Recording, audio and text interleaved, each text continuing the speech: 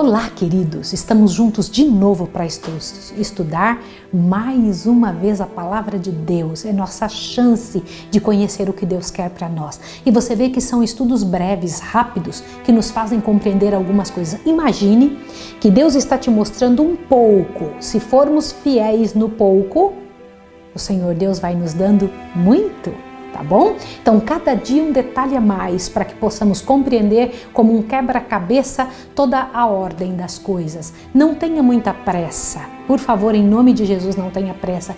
Todos os dias vamos estudar um estudo novo para que você possa compreender e entender a verdade de Deus nesses próximos dias. Fecha seus olhos, porque sem Deus nós não somos nada e nem conseguimos nada. Vamos estudar juntos? Querido Deus e amado Pai, louvado seja o Teu nome, engrandecido seja o Teu nome por nos ensinar, por dedicar Teu tempo, Senhor, chamando um e outro para poder nos fazer compreender as Tuas verdades. E hoje, Pai de amor, essa história tão séria que é a história do plano da redenção. Em nome de Jesus. Amém. Eu tenho que te contar uma coisa. Veja, o Senhor Deus, ao criar, não estava sozinho no plano da criação. Ele estava com seu Filho, com o Espírito Santo. Embora essa palavra trindade não exista na Bíblia, esse conceito existe, vamos estudar depois. Mas o que eu preciso te explicar com clareza é que Deus, quando fez o homem, o fez à sua imagem e perfeitamente feliz e sem pecados. Mas aquele que começou o pecado no céu, você sabe que o pecado começou lá, ele tentou buscar um espaço que não era dele, um lugar que não lhe pertencia, tentou o trono de Deus. E ao fazer isto, ele pecou em seu próprio coração contra Deus e tentou levar a quantidade de anjos do céu para esse tipo de miséria que ele estava fazendo. Isso é muito sério. E ele então trouxe o pecado para essa terra, levou os nossos pais a pecarem, a fazerem o que Deus pediu que não fosse feito. Mas eu quero comentar uma coisa com você. O pecado não pegou Deus de surpresa. O Senhor Deus já tinha um plano que foi feito para restabelecer o homem, que haveria de morrer, que estava separado de Deus, um plano para restaurar o homem de volta ao local onde Deus o havia criado e para a razão pela qual Deus havia criado. Por favor, observe o que eu preciso estudar com você hoje. O plano da redenção. Como foi feito, o plano de redimir o homem. Nós vamos usar muitas vezes este termo, plano da redenção. Plano de redimir o homem, plano de trazer o homem de onde estava, nos problemas aos quais se envolveu, para de volta ao espaço que Deus o havia criado. Como?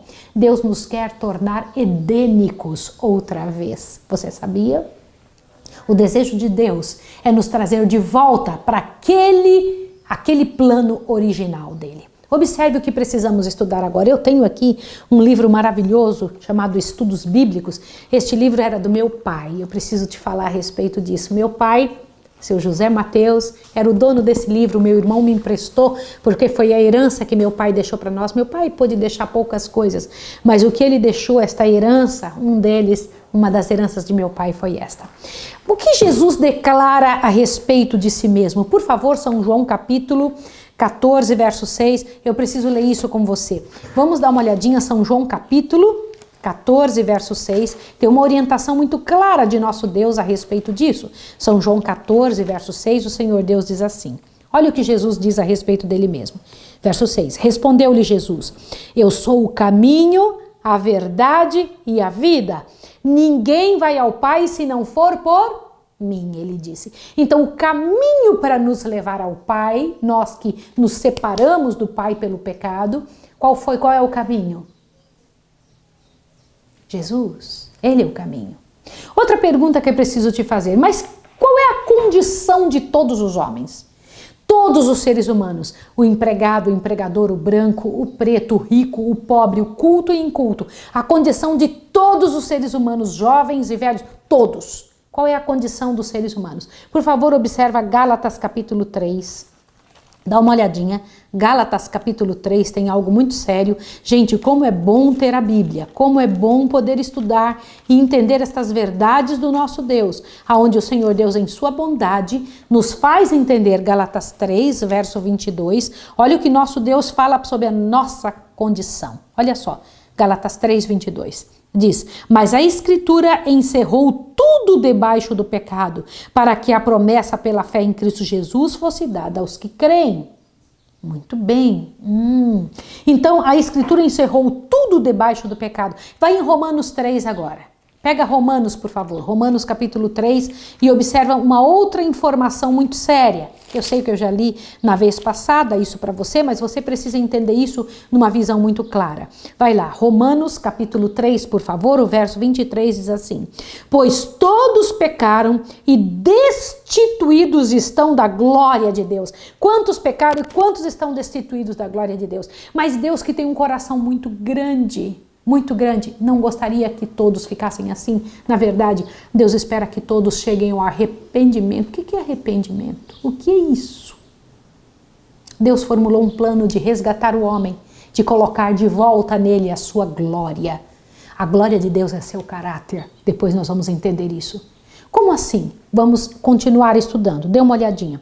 Qual é o salário do pecado? Romanos 6, aí mesmo em Romanos 6, 23 diz o seguinte: qual o salário do pecado? Pois o salário do pecado é a morte, mas o dom gratuito de Deus é a vida eterna em Cristo Jesus. Opa, olha, duas coisas antagônicas, morte e vida eterna. Peraí, o salário do pecado é o quê? A morte. Mas o dom gratuito de Deus é o quê? Vida eterna em Cristo Jesus. Uau, louvado seja o nome de Deus. Mais uma pergunta. Quantos foram atingidos pela transgressão de Adão? Vamos ver o que a Bíblia diz. Romanos 5. Esse livro de Romanos é muito interessante, né? Romanos 5, verso 12, diz assim: pelo que como por um homem entrou o pecado no mundo e pelo pecado a morte, assim também a morte passou a quantos homens? A todos os homens, porque todos pecaram. Interessante isso. Então não tem saída para nós de forma humana, só tem saída divina. Olha outra pergunta para você entender. Eu sei que eu estou sendo rapidinha, mas é que eu quero chegar num ponto. Observe a outra pergunta para você. Qual é o dom de Deus? Romanos 6, 23. Observe, Romanos 6, 23. Pois o salário do pecado é a morte, mas o dom gratuito, ainda bem que é de graça, gratuito de Deus é a vida eterna em quem? Em Cristo Jesus, nosso Senhor. Nós precisamos de Jesus. Sem Ele, morte. Com Ele, vida eterna. Você entende isso? Avante, observe mais um pecado. Quantos podem receber este dom? Apocalipse 22, 17. Quantos podem receber este dom? Apocalipse 22, 17 diz assim. Achou? Eu vou esperar você achar. Apocalipse 22, 17. O Espírito e a noiva dizem, vem. Quem ouve, diga, vem. Quem tem sede, venha. E quem quiser, tome de graça da água da vida. Amém, queridos? Glória ao nome do Senhor. Quantos podem receber? Você que está me ouvindo. Eu, todas as pessoas do mundo podemos receber. Eu tenho mais pergunta e mais resposta para você. Observe aqui. Em quem está a vida? 1 João, vamos lá. 1 João, aí pertinho de Apocalipse, você encontra 1 João, rapidinho. 1 João, capítulo 5, verso 11. Olha que diz. Em quem está a vida? Vamos lá. 1 João, capítulo 5, verso 11 diz. E o testemunho é este. Deus nos deu a vida eterna. E esta vida está em quem? Em seu Filho. A vida eterna está em seu Filho. Ele, tendo a vida, ele pode dar a vida para nós. Outra pergunta. Ao receber o Filho, que temos então mediante ele? Ao receber a vida, o que recebemos junto? Vai lá, 1 São João 5, verso 12. Quem tem o Filho, tem a vida. Quem não tem o Filho, não tem a vida. Entendeu isso? Você entende o quanto você e eu precisamos de Jesus? Senão estaremos mortos quando morremos. Mortos para sempre. Isso é muito sério. Outra pergunta. Que perde os que não o aceitam? O que é que essas pessoas perdem? Aí mesmo no capítulo 5, verso 12, olha só o que diz. Quem tem o Filho tem a vida. Quem não tem o Filho, não tem a vida. Perde a vida. Outra pergunta. De que outro modo expressa essa verdade? Corre para mim em São João 3, 36. Você pensou que era São João 3, 16? Não. Vai lá em São João 3. Por favor, observe o que o nosso Deus gostaria que entendêssemos. O Evangelho de São João, capítulo 3. Isso é muito importante. São João, capítulo 3, Ache, por favor, olha o que está escrito em São João 3,36, diz assim: todo aquele que crê no Filho tem a vida eterna, mas todo aquele que rejeita o Filho não verá a vida, pois sobre ele permanece a ira de Deus. Então nós precisamos de Jesus. Jesus é a solução para nós. A vida que perdemos, encontramos em quem? Em Jesus. Então o plano de Deus é o quê? São João 3,16. Agora sim faz sentido. E eu leio com emoção no meu coração. Olha o que diz: então pelo pecado nós perdemos a vida. E essa vida é encontrada somente em Jesus. Ele tem a vida eterna. Então observe agora, por favor, que coisa tremenda. São João 3,16. Olha aqui. Porque Deus amou o mundo de tal maneira que deu seu Filho unigênito, para que todo aquele que crê não pereça, mas tenha a vida eterna. A nossa condição natural é de perdidos, é condenados. Mas quando Jesus chega, nós recebemos a vida que está nele. Ele nos empresta essa vida. Você entende isso? Tenho mais pergunta para você, para que você possa compreender a grandeza do que é Jesus em nós. Observe mais um pedaço, para que você possa compreender. Tendo alguém verdadeiramente recebido a Cristo, que vida se manifestará nesta pessoa? Quando a pessoa recebe verdadeiramente a Jesus, isso é uma pergunta que a gente se faz: será que essa pessoa tem mesmo Jesus? É Jesus mesmo que está nela?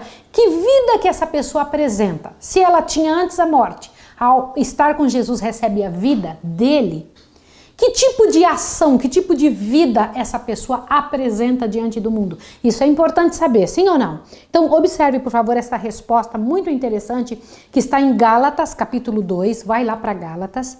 Isso, quando eu leio essas coisas, eu fico com o coração cheio. Porque eu sei que ao ler estas informações, eu estou indo para algo que Deus, em sua infinita bondade, tentou deixar para nós não sermos confundidos. Gálatas 2, verso 20. Diz assim, ó, Gálatas 2, 20. Estou crucificado com Cristo e já não vivo eu, mas Cristo vive em mim. E a vida que agora vivo na carne, vivo-a na fé do Filho de Deus, que me amou e a si mesmo se entregou por mim. Como assim? Que tipo de vida a pessoa que encontra Jesus e recebe vida dele acaba vivendo? A vida não é dela mais, é a de Jesus. Você entendeu? Por isso que eu não consigo acreditar de alguém que se entregou ao Senhor e faz coisas que Jesus não faria. Come coisas que Jesus não comeria. Faz e fala e age e aceita o que Jesus jamais aceitaria. Se realmente encontrou Jesus, é a vida de Cristo que está nela. Não é interessante? Outra pergunta, vamos lá, vamos para mais uma pergunta. Em que condição estão todos antes de serem vivificados em Cristo? Vivificados. Compreende isso? Em que condição? Vai em Efésios 2. Efésios é aí pertinho mesmo de Gálatas. Efésios capítulo 2, por favor. Agora o verso 4 e 5. Que condição? Mas Deus, que é riquíssimo em amor e misericórdia, pelo seu muito amor com que nos amou, estando nós ainda mortos em nossos delitos, nos vivificou juntamente com Cristo. Pela graça sois salvos. Agora veja o verso 6. E nos ressuscitou juntamente com ele e nos fez assentar nas regiões celestes em Cristo Jesus. Nossa, que coisa bonita. Quer dizer que quando eu aceito Jesus, o Senhor está me vivificando. Quando eu recebo sua vida, eu estou me tornando ressuscitada. Quando Jesus ressuscitou, eu ressuscitei também. Você entende isso? Eu acho isso uma coisa tremenda. E ele me levou com ele para assentar nas regiões celestes. Eu acho isso tremendo e é o que eu preciso. Veja, Adão não tinha nenhuma separação de Deus. Quando encontramos Jesus, também não temos separação nenhuma de Deus. Vamos entender melhor a respeito disso? Avante, eu tenho mais uma pergunta. Observe aqui. Quando o homem transgrediu pela primeira vez, que foi feito para que não vivesse eternamente em pecado? Quando o homem transgrediu pela primeira vez, algo foi feito para que ele não vivesse eternamente em pecado. O que foi? Por favor, abra aí a sua Bíblia em Gálatas capítulo 3. Gálatas está um pouquinho antes de Efésios, lembra? Gálatas capítulo 3. Acha para mim, por favor. Olha lá. Gálatas 3, verso 22 a 24, eu vou ler.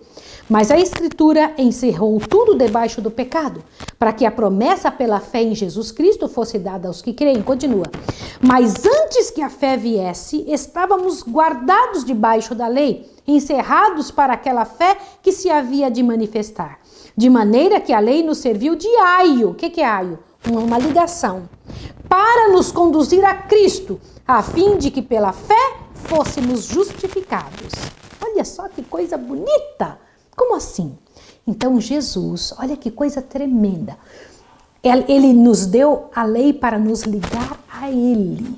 Olha que coisa interessante, para ir até Ele.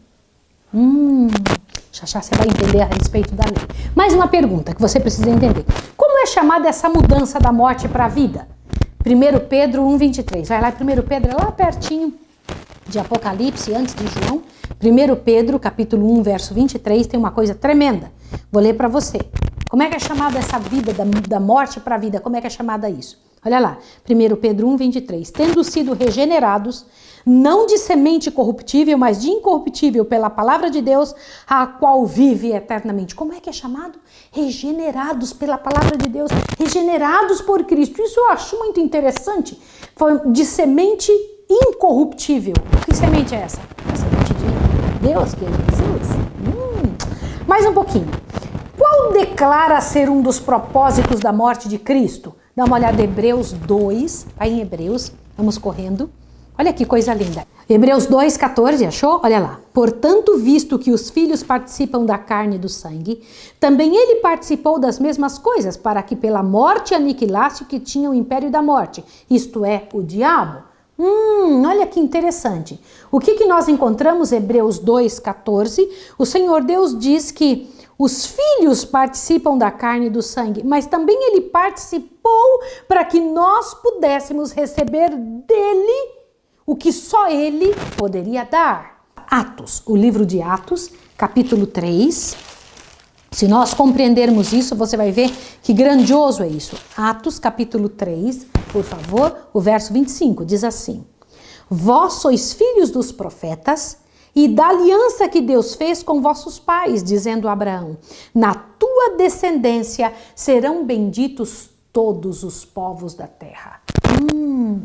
Que coisa interessante. Você sabia que a semente, quando Deus diz assim que da semente de Abraão viria, era o próprio Jesus? Sabia disso? E que nele seriam benditos todas as famílias da terra? Quantos foram salvos por Jesus? Todos da terra, todos. E nós vamos ter que estudar com você sobre salvação para você entender melhor isso. Eu ainda tenho mais 3 perguntas para você. Observe aqui para que você possa entender. A que se refere esta semente destas promessas? Observe Gálatas 3,16. Agora chegou a hora, né? Da gente entender com mais cuidado. Gálatas, capítulo 3. Corre lá em Gálatas. Se nós entendermos isso, Gálatas fica pertinho de Efésios, né? Gálatas 3,16. Olha bem o que diz aqui. Por favor, olhe só. Ora, as promessas foram feitas a Abraão e a seu descendente. Quem era o descendente de Abraão? A Escritura diz, e a seus descendentes. A Escritura não diz, e a seus descendentes, mas falando de muitos, mas de um só. E o seu descendente é Cristo. Que coisa linda.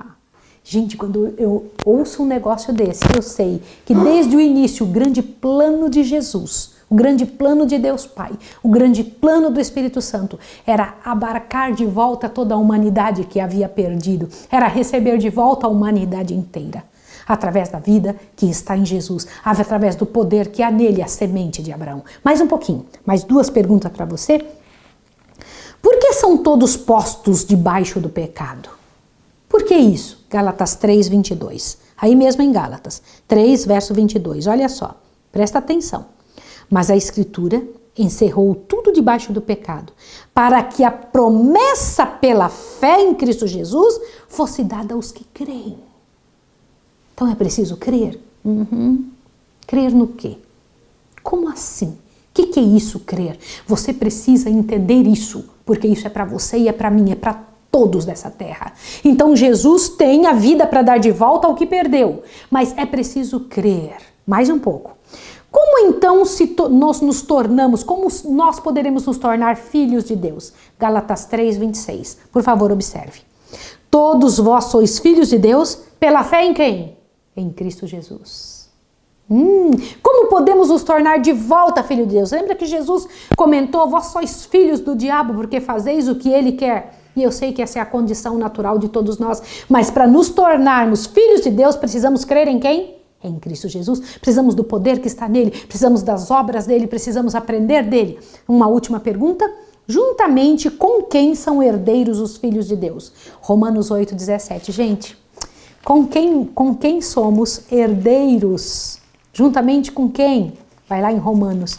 Por favor, observe isso para que seu coração se encha. Romanos, capítulo 8. Eu quero ler isso com um coração muito cheio.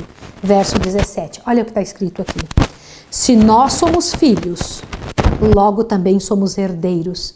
Herdeiros de Deus e co-herdeiros de Cristo. Se é certo que com ele padecemos, para que também com ele sejamos glorificados. Peraí, quer dizer que quando somos filhos de Deus, somos co-herdeiros com Jesus Cristo. Louvado seja o nome de Jesus. Precisamos de Jesus, precisamos muito dele, da salvação que está nele. Deus se revela dando o seu Filho para a humanidade. Deus entregou o seu Filho para mim e para você. Nós precisamos de Jesus. E eu vou orar agora ao Pai em nome de Jesus, que é meu meio de me ligar ao Pai outra vez. Vamos orar? Amado Deus, querido Senhor, louvado seja o teu nome por nos mandar Jesus. Obrigada porque Ele tem a vida eterna. Obrigada pela vida vitoriosa de Jesus por mim. Eu te agradeço, Senhor, e te peço que me ajude a permanecer do lado dele. Em nome de Jesus. Amém. Deus abençoe você e até o próximo estudo.